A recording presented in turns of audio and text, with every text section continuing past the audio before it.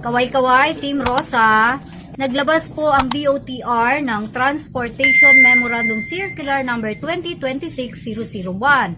Ito po yung pagsususpend ng confiscation ng apprehended licenses for clarification on the period to settle apprehension cases. Kasunod po nito, nag-issue po ang LTO ng Memorandum Circular number MVL-2026-4846. Ang subject naman po ay interpretation and reckoning of the 15-day period for the settlement of fines under Joint Administrative Order number 2014-01.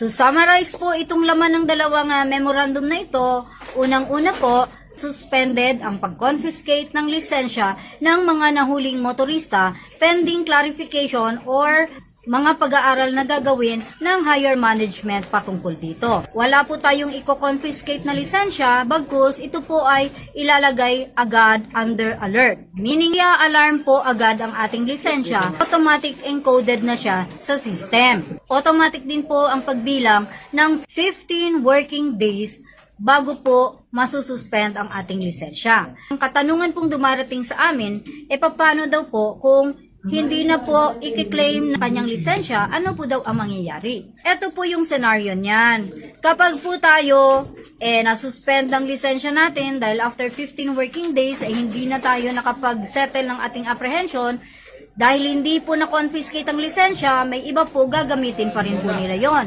Kapag po tayo ay gumamit ng suspended na license, mas lalaki po ang ating problema. Maaari pong ito ay tuluyan ng ma-revoke. So dahil po LTMS na tayo at bumabase tayo sa fingerprint scanning, hindi po tayo pwede nang kumuha ng panibagong lisensya. Dahil kahit baguhin na natin ang ating pangalan o ating itsura, ang ating fingerprint ay hindi magbabago. So ito lang po ang maipapayo ko sa mga motorista para iwas hassle. Siguraduhin po natin na bago tayo mag-operate ng motor vehicle, tayo po ay may valid na lisensya at may DL code na angkop sa sasakyang ating minamaneho. Siguraduhin po din natin na ang ating sasakyang minamaneho ay nakarehistro at dala-dala natin ang kaukulang papeles katulad ng OR, CR at franchise papers kung ito ay pampublikong sasakyan.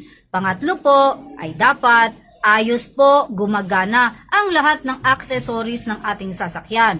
Katulad na lang ng mga ilaw, mga side mirror or rear view mirror at mga tools at ating early warning device.